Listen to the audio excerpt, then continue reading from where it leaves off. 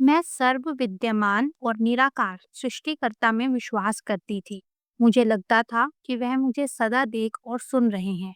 एक दिन मैंने उनको मनुष्य रूप में देखने की कामना की और वह मेरे सम्मुख उपस्थित हो गए।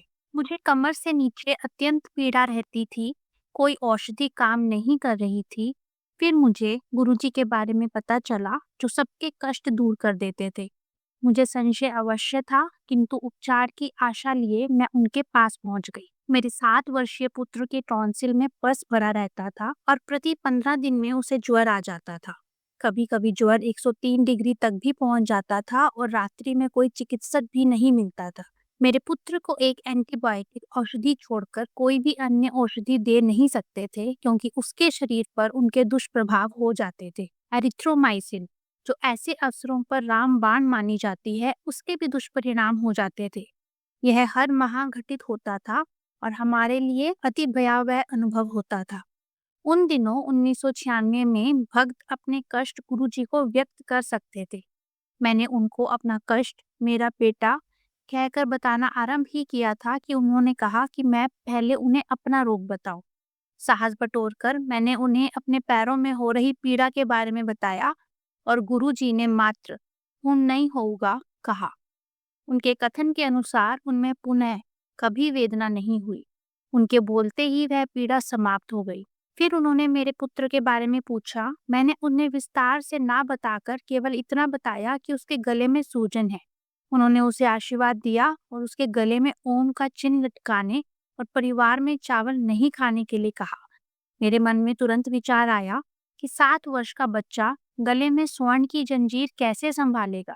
यद्यपि यह मुझे सोचना भी नहीं चाहिए था, किंतु मेरे यह सोचते ही वह बोले कि उसके गले में पीले धागे में ओम डालकर पहनाया जाए। गुरुजी भविष्य देख सकते हैं, अपनी इच्छा अनुसार दुर्घटनाएं रोक सकते हैं। पहले दर्शन के समय ही मेरे कहे बिना उन्होंने मुझे अपना एक विद्यालय चलाने का आशीष दिया। विवाह से पूर्व मैं भारतीय प्रशासनिक सेवाओं में जाना चाहती थी, किंतु विवाह ने उस पर रोक लगा दी। जब उन्होंने मुझसे पूछा कि उन सेवाओं में जाना चाहने पर क्यों नहीं गई, तो मैंने उत्तर दिया कि प्रेम होने के पश्चात विवाह ही मेरी प्राथमिकता हो गई। मुझे प्रतीत हुआ कि वह जो दर्शाते हैं, उन्हें उससे कहीं अधिक पता है और वह साधारण मनुष्य नहीं है। यह घटनाएं दिल्ली में हुई। गुरुजी शीघ्र ही जालंधर चले गए। मेरा कष्ट फिर कभी लौटकर वापस नहीं आया। मेरा पुत्र भी स्वस्थ सानंद हो गया। फिर मुझे आभास हुआ कि वह रचयिता के मानव अवतार हैं, जिनको मैं ढूंढ रही थी। मेरा पुत्र और मुझे स्वस्थ करने के लिए धन्यवाद प्रकट करने मैं जालंधर गई। मेरी 4 वर्षीय बेटी गत शीत ऋतु में अस्वस्थ रही थी और उसे श्वास का कष्ट रहा था।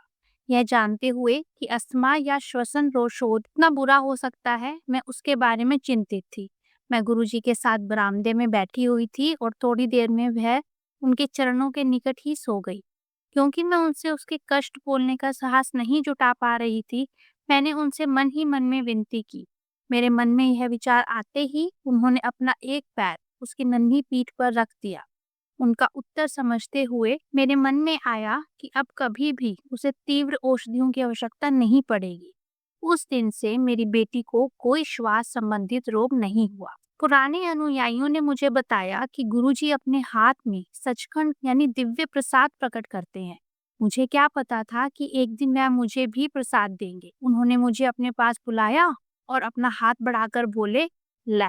उनके हाथ में कप के आकार का एक अति सुंदर मिश्री से भरा हुआ प्रसाद था, जिसके मध्य में एक और प्रसाद था। मेरे पिता हृदय रोगी थे, जिन्हें गुरुजी से मिलने के पूर्व 2 दिल के दौरे पड़ चुके थे। जब मैंने गुरुजी को उनके रोग से अवगत कराया, तो वह बोले कि चिंता ना करो। मेरा आश्चर्य बना रहा। मुझे यह नहीं पता था कि उन्हें एक और दौरा पड़ेगा। हम उन्हें निकटतम चिकित्सालय में ले गए, जहां चिकित्सकों ने उनके बचने की कम आशा बताई। मैंने अपने पति को घर से गुरुजी का सचखंड प्रसाद लाने के लिए कहा। गहन चिकित्सा केंद्र में जाकर मैंने अपने पिता, जो जीवन रक्षा उपकरणों पर थे, उनकी जीवा के नीचे थोड़ा सा रख दिया, इस आशा से कि वो घुल जाएगा। उसके आधे घंटे के पश्चात लिए गए ईसीजी के अनुसार उन्हें केवल अपच की समस्या थी। वह उनके वहां प्रविष्ट होने पर लिए गए परीक्षण जैसे गंभीर नहीं था। मेरे पिता के चिकित्सालय से निकलते ही हम जालंधर गए। मेरे प्रवेश करते ही गुरुजी ने मुझे अपने पास बुलाया और अपने अनुभव सुनाने के लिए कहा। यह पिता वाली घटना भी।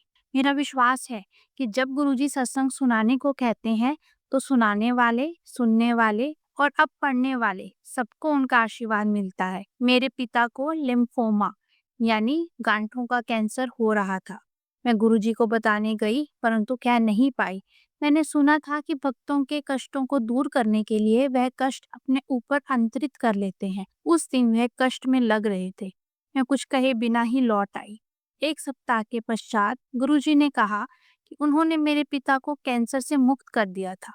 यद्यपि मुझे पता था कि वह मन के विचारों को जान जाते हैं, मैं तब पुनः किए गए परीक्षण इसका प्रमाण थे और उन्होंने चिकित्सकों को उलझा दिया। मेरी माँ मधुमेह से पीड़ित थी।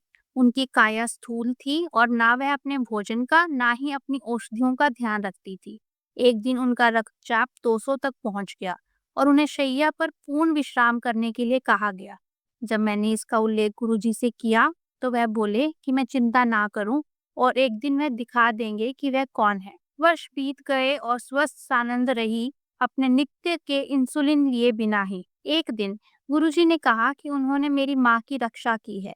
उनके कहने के कुछ समय उपरांत ही मेरी माँ अपने हाथ में एक परीक्षण का परिणाम लेकर खड़ी थी जिसमें लिखा था कि उन्हें छोटी आंतों का क्षय रोग यानी ट्यूबरक्लोसिस और मलाशय कॉलन के कैंसर का संशय था। उनके पांव तले मानो जमीन खिसक गई और वे भागी हुई गुरुजी के आशीर्वाद के लिए आई। उस समय गुरुजी को अपनी व्यथा बताना निषेध था, अतः वह लंगर और प्रसाद लेकर वापस चली गई। अगले दिन सब परीक्षण 1 सप्ताह पहले किए हुए परीक्षणों से बिल्कुल विपरीत आए। चिकित्सक विस्मित होने के साथ प्रसन्न भी थे कि रोग का कोई लक्षण नहीं है। उन्होंने उनकी अवस्था को मधुमेह अतिसार का नाम दिया। अगले दर्शन के समय गुरुजी ने अपना मधु परीक्षण करवाने को कहा। फिर उन्होंने मेरी ओर देखकर पूछा कि यह कैसे हुआ। मैं उनके इस कथन का गूढ़ अर्थ नहीं समझ पाई। कुछ दिन के पश्चात मेरी माँ ने मुझे फोन पर बताया कि उनके मधु का परिणाम 160/130 आया था, जबकि वह कई वर्षों से 280/260 रहा करता था। फिर उन्होंने मुझसे पूछा, यह कैसे हुआ? तब मुझे समझ आया कि गुरुजी मुझे माँ की प्रतिक्रिया कैसी होगी इस बारे में बता रहे थे। अपने परीक्षण से मेरी माँ को संतोष नहीं हुआ और उनके विचार में अवश्य कोई गलती हुई थी। जब उन्होंने पुनः अपने मधु का परीक्षण करवाया तो परिणाम 113/99 आया। गुरुजी ने मेरी माँ को एक दिन सिद्ध कर दिया था कि वह कौन है। वर्षों पूर्व मेरा हेमोग्लोबिन का स्तर निरंतर गिर रहा था। एक दिन गुरुजी ने कहा कि यदि मुझे उस रोग का ज्ञान हो गया है जो उन्हें है, तो मैं अपने स्थान पर खड़ी नहीं रह पाऊंगी। मुझ में उनसे पूछने का साहस नहीं था, क्योंकि मुझे ज्ञात था कि वह हर रोग का हरण कर सकते हैं। मैंने उनसे मुझे रोग मुक्त करने की विनती की। मेरे पति और मुझे 5 वर्ष के लिए उनसे मिलने या उनका चित्र देखने को भी मना कर दिया गया। हमें यह बात किसी को बतानी भी नहीं थी। 5 वर्ष व्यतीत हो गए। जीवन में हम उत्तरोत्तर प्रगति कर रहे, किंतु उनकी अनुपस्थिति का सदा अभाव बना रहा। एक दिन मैंने उनसे उनके चित्र के लिए प्रार्थना की जो स्वयं ही मेरे पास पहुंच जाए, क्योंकि मैं उसके लिए किसी को बोलना नहीं चाहती। उनका चित्र उस अकेली पत्रिका में जो मेरे पति मंगाते थे आया। बाद में मुझे बताया गया कि वह संयोग नहीं था। कुछ दिन के पश्चात मुझे अपना दम घुटते हुए लगा। हर सांस लेने में कठिनाई हो रही थी। मैं अपने पति और माता पिता को फोन करके केवल इतना कह पाई कि मुझे सांस नहीं आ रहा। मेरा बेटा ऑक्सीजन का सिलेंडर लेने चिकित्सालय भागा और मेरी बेटी ने पड़ोसियों को बुलाया। सबको चिंता थी। अकेले में मैंने उनके चित्र के समक्ष उनको कहा कि मुझे श्वास लेने में कठिनाई हो रही है। तुरंत ही मुझे अपनी गर्दन के पीछे, सिर और मेरुदंड में अनूठी संवेदना हुई और सांस आने लगी, परंतु मेरे पैरों में जान नहीं थी। गुरुजी ने एक बार मुझे बताया था कि यदि उनके चित्र के समक्ष कुछ भी कहें तो वह सुनते हैं। मुझे एक निकट के चिकित्सालय में ले जाया गया। गहन सेवा केंद्र में अकेले लेटे हुए जब मेरे मुंह पर ऑक्सीजन लगी हुई थी और मुझे प्रतीत हुआ कि मेरा अंत निकट ही है, मेरे मन में विचार आया कि मेरे पति, सगे संबंधियों में से कोई भी मेरी सहायता नहीं कर पाया था, लेकिन गुरुजी ने तुरंत मेरी पुकार सुन ली थी। कोई भी मुझे पुनः जीवन दान नहीं दे पाया था, केवल गुरुजी ही थे जिन्होंने मुझ पर कृपा की थी।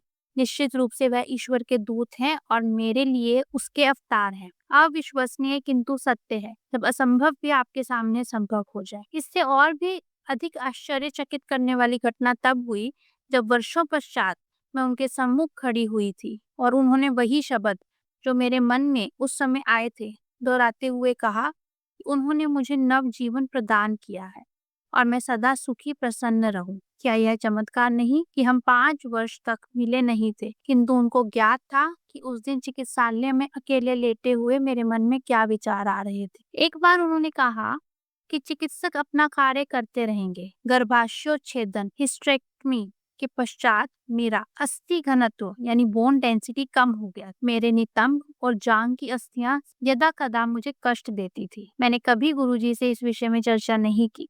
इस बीच में परीक्षणों से पता लगा कि मेरी अस्थियों में कैल्शियम की कमी है।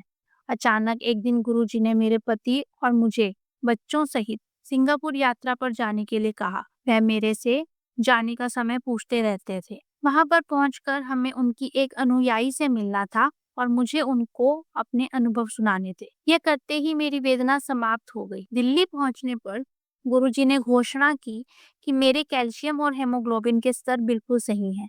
फिर उन्होंने मुझे अपना वजन घटाने के लिए कहा, अन्यथा मुझे हृदय रोग की संभावना थी। उन्हीं की दया से मेरा वजन घट पाया और मैं बिल्कुल स्वस्थ हूँ। मेरी बेटी का पेट दर्द रहता था और दिन प्रतिदिन बढ़ता ही जा रहा था। उसने गुरुजी से प्रार्थना की। उन्होंने उसका नाम बदल दिया और अब उसे कोई वेदना नहीं है।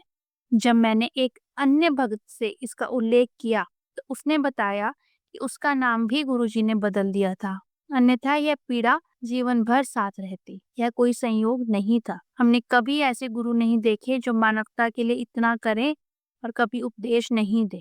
सबीना कौचर, दिल्ली। जय गुरुजी। शुक्राना गुरुजी। अनंतम अनंतम शुक्राना मेरे मालिक। संगत जी, अगर ये सत्संग सुनाते हुए मुझसे कोई भूल हो गई हो तो कृपा करके माफ कर दीजिएगा।